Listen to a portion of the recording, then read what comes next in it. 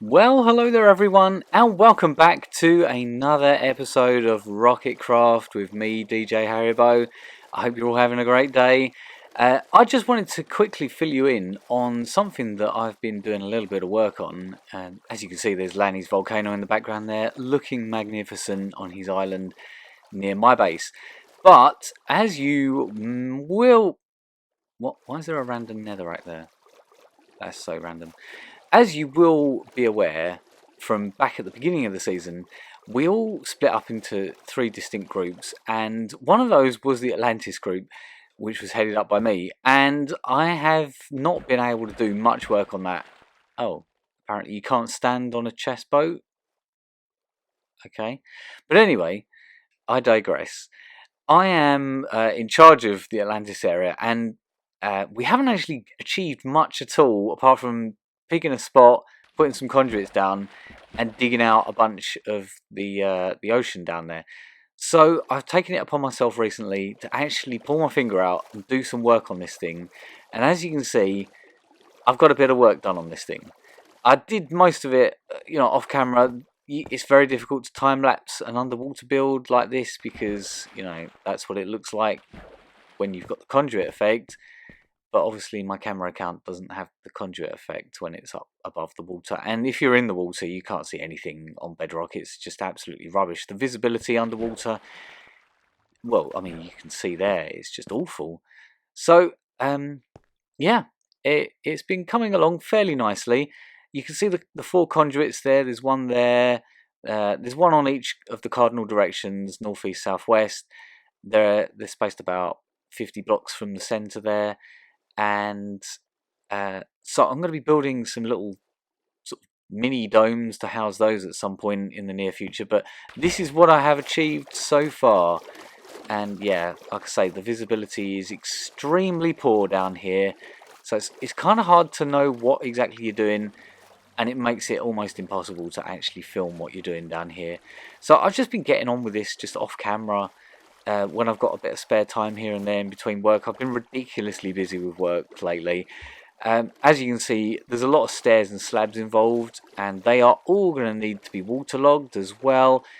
But many of you know, if you remember the Nether Hub from last season, I am a fan of quartz, and especially when it comes to gold as well, having that involved. And I've thrown in the pearlescent frog lights as a light source in this build. And yes, here is one of the conduits that we're going to be sort of building a dome over at some point in the future. And then I don't know where we're going to be going from there. Who knows? But I'm really pleased with the progress so far. It's looking pretty grand. The sort of style of Atlantis we're going for is like sort of ancient sunken Grecian temple type thing. But after that, who knows? I mean, this is the main sort of central focus point of the build. After that, I don't know what we're going to be doing with it. We're probably going to be needing to dig out a whole lot of ocean because the oceans are just not deep enough in Minecraft. But at least they're teeming with life, as you can see. There's squid and fish and God knows what else here. But yeah, can you imagine building this in like a warm ocean biome where there's going to be pufferfish and all sorts of other nasties spawning? But no, we selected this spot with that in mind. But these chests here, they are just nothing but stone and all the other rubbish that we've dug out of this hole here. And I've got a beacon there for the haste effect as well. But yeah, that is as much as I'm going to show you right now, because like I say, it's an ongoing sort of project. But I want to get my teeth into a redstone project. It's been a little while since we've done some serious redstone, so we're going to do some redstone. So as server admin, one of the server admins, we're always trying to come up with fun little sort of server activities that the community can take part in.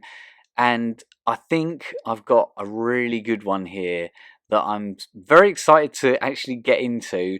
It's going to be a bit of work, but one thing is for certain in Minecraft, right? You're always going to end up eating one of two things eventually as you progress in the game. And those two things, of course, are golden carrots and cooked beef slash steak if you're playing on Java Edition. They're just the best food sources in the game. It's a no-brainer. If you're trying to be as efficient as possible in this game, you're going to end up either eating one of these two things, right? So there's so many other food types in the game besides these main two. And so I thought it would be fun to make some sort of game where you end up having to eat something that's not as good as those two things. And I think I've got something really good here. And so basically, it's kind of like it's going to be like a lottery machine where every week you're going to get given a random food source that's not as good as those two that are just the staples of Minecraft. So there's going to be a fair bit of redstone here, and you can see the size of the area I've cleared out here is enormous because there is an enormous amount of redstone that's going to be involved here. Yeah, it's going to be very big. So I've got the back of this unit built here, and the idea is we're going to have to build out a separate circuit for each one of these redstone lamps so that they can all be powered independently of each other. So we're going to have to finagle these blocks here and give them all like their own feed here. That one can go down on the ground level now. So they've all got to be spaced apart so that none of the redstone clashes with each other. So basically I've got to do all of those. There's like 8 of them in total. So again, that shouldn't be terribly difficult. The rest of this won't be so easy though. So we've got all of our independent circuits all laid out, and yeah, that wasn't too difficult. I am following a tutorial for this build, by the way, but it is for Java. So as you can see there, we light that circuit up and that redstone lamp is lit. And if we go down the opposite end, the furthest one, which was the most pain, that one should now light the top light. There we go. So like I say, I am following a redstone tutorial for this this gambling machine, which I will link in the video description if you fancy taking it on yourself. But like I say, it is a Java tutorial. So this is the rest of the circuit that is associated with lighting up the lamps, and basically a pulse is going to be going through these, and the lights are going to be lighting up and spinning around, and it's going to be all, you know, singing and dancing and a spectacle, which is what people want. Now, of course, we press the redstone button and nothing happens because I haven't actually got on with the rest of the circuit. But after this point here, there is going to be like a burnout system here and a randomizer, and then some more randomizers, and yeah, there's a whole lot of randomization going on in this build. So this is the first section, and we've got like a couple of droppers facing into each other. Now, when the stackable item goes in to the other dropper, it will stay on longer and provide like a different length of pulse, and a different half of it will activate, and when the stackable item goes in, the other side will light up. And as you can see there's the burner system, and it's just going to slowly fade out.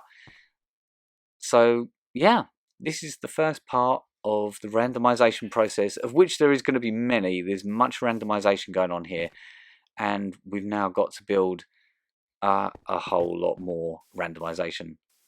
Right, so a little bit of time later on, and I've built a lot more redstone. Yeah, that was an understatement. But basically, there is just a whole. There's like another section of those sort of stackable versus non-stackable bits that determine which one will come on. There's 4 in total of these circuits. So if I press the button here and we run over, we will see that this lamp here is lit, which indicates that this out of the 4 is the one that's been activated, and the items are draining into this hopper here, and then once they reach a certain amount, once they've all emptied out, it will unlight, and then they'll start draining back into the hopper. So we can randomize how much time that this wheel is spinning on this lottery machine by having different amounts in those different hoppers there. So this is, yeah, it's all random. Did I mention random? Random.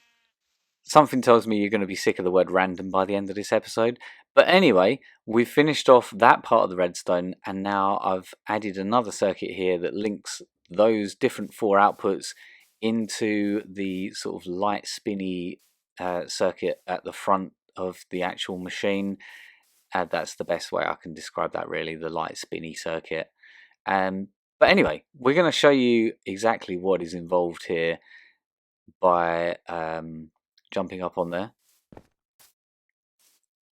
I'm not going to push the button just yet, but as you can see, there is one of these repeaters which is lit, which will have one of those lights on permanently, and it's kind of like the signal is trapped at the moment between these other 2 repeaters in the circuit. So if we push the button, that's the easiest way of just explaining to you what's going on here.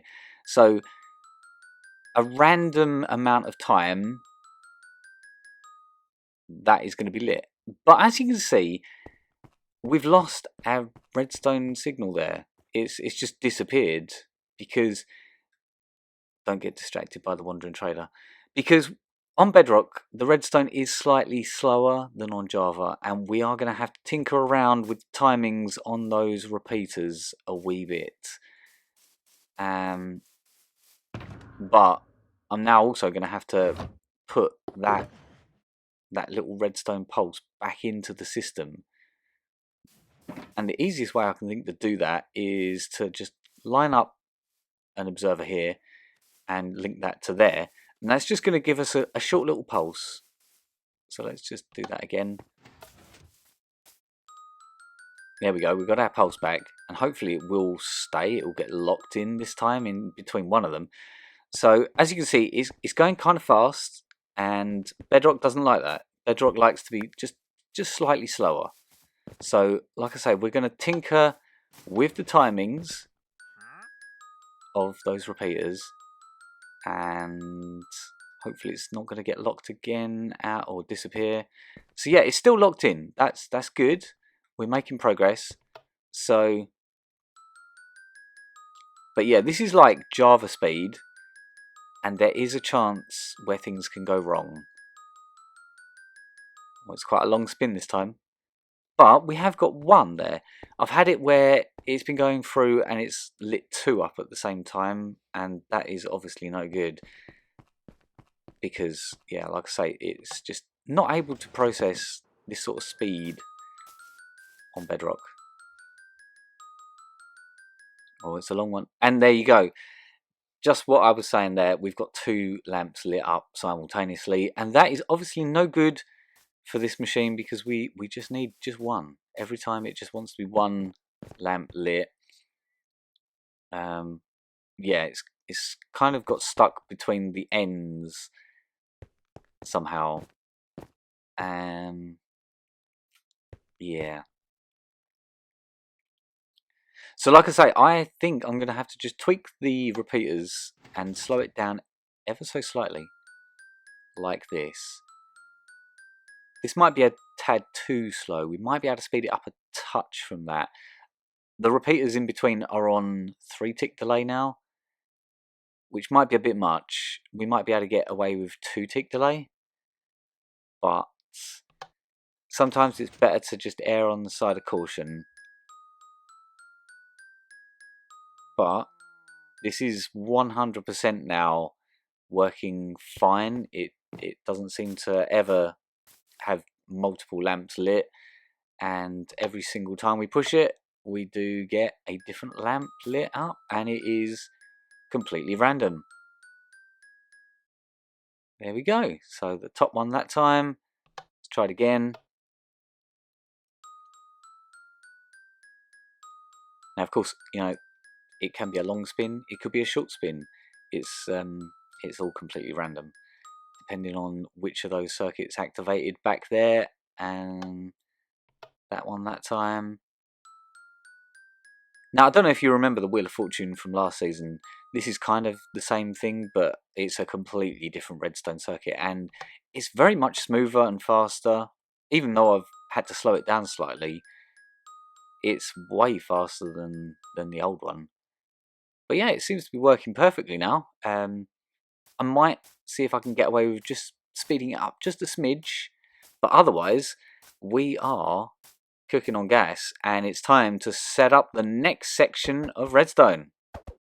Now we are going completely off-piste from the tutorial here now, because I want my items underneath, and also I don't know if it's a bedrock thing or not, whether it's just a redstone thing in general, but when those, like the pulse is spinning around there, it would just constantly just activate every single dropper down here, and I don't want that. I want it to only activate once the signal stays in place. So to do that, I've had to put in like a burnout system here, and yeah, it's it seems to work. So as you can see here, this one is on, it goes into a dropper, and then all of the droppers feed into this main hopper chain here. So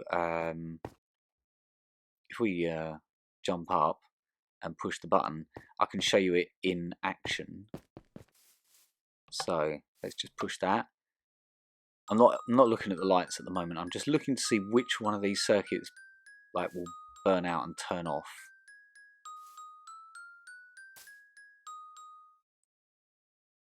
So it's number 2. Yeah, that's number 2 there, the second one there.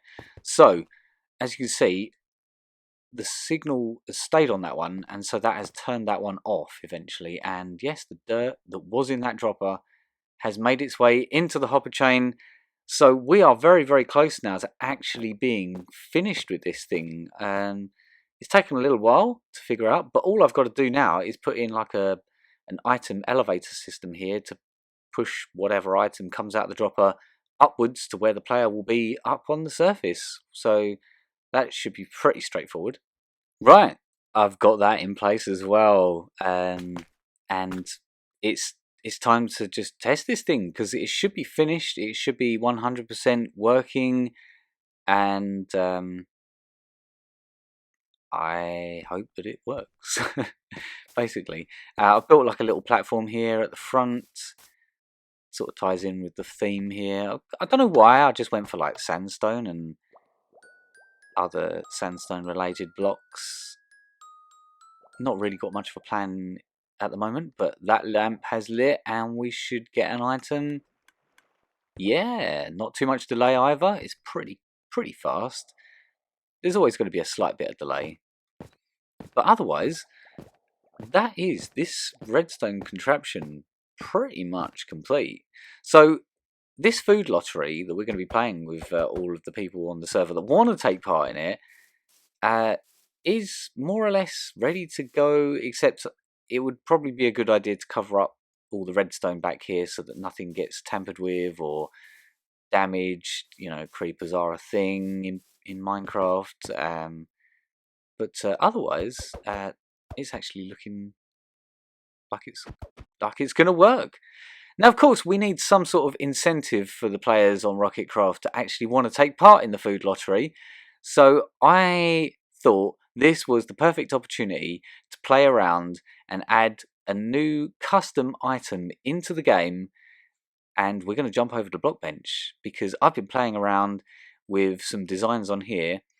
And it's my first time playing around with Blockbench. It's a very clever, like intuitive program, specifically made with Minecraft in mind, and it's a great way to make like custom models and stuff.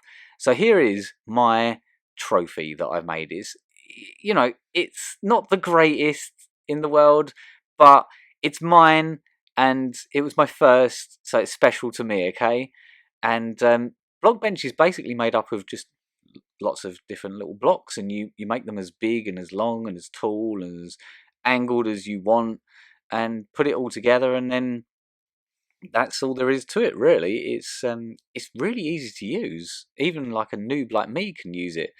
And yeah, you basically just move each part independently and make a model, and you can move them all up, down, left, right, wherever you want, and then put in some angles on those handles. The angles on those handles. But yeah, and then it's just a simple case of just painting the thing. So obviously it's going to be gold, because you know I have an obsession with gold, and we're going to put a little R on it, for Rocketcraft.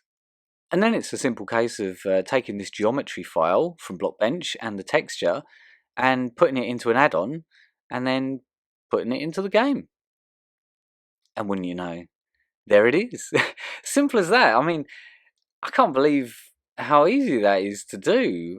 It's my first time playing around with it, and it opens the door to many opportunities for lots of other cool custom things down the line.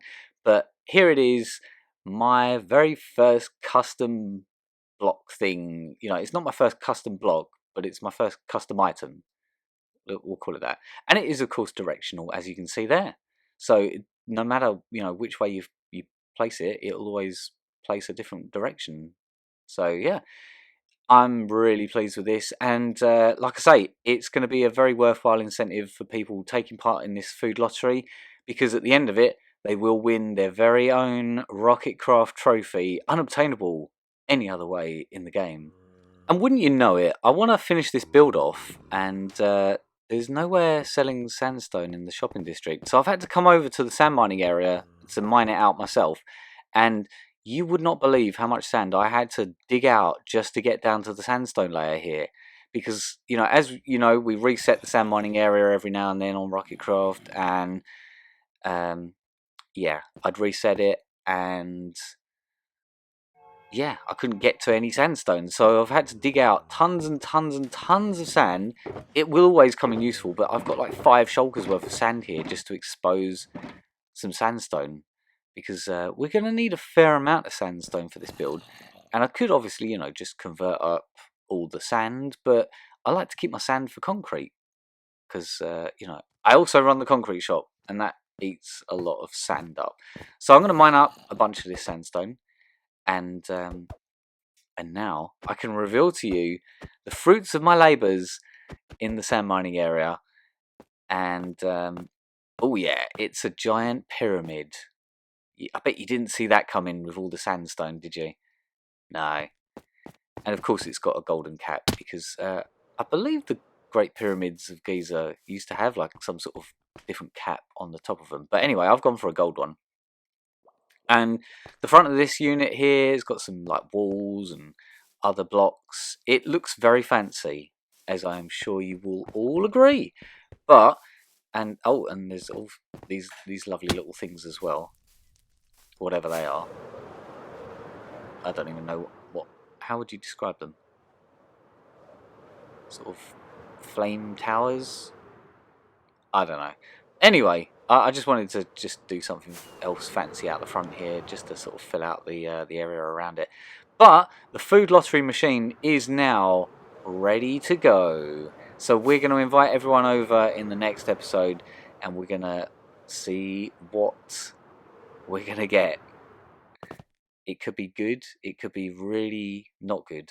Like I say, there is about 30 odd different types of foods besides the cooked beef and the golden carrots. So you could get rotten flesh, you could get apples, you could get, I'm going to put golden apples in there as well, because I think they're a pain. But basically it's just going to be a challenge to try and survive on a random food source for a week, and then we're going to get everyone to do it like 4 times. So yeah, I hope you did enjoy the episode. It was a lot of fun. If you did enjoy it, subscribe, and otherwise I will see you for another episode of Rocketcraft very soon. So take care, and bye for now.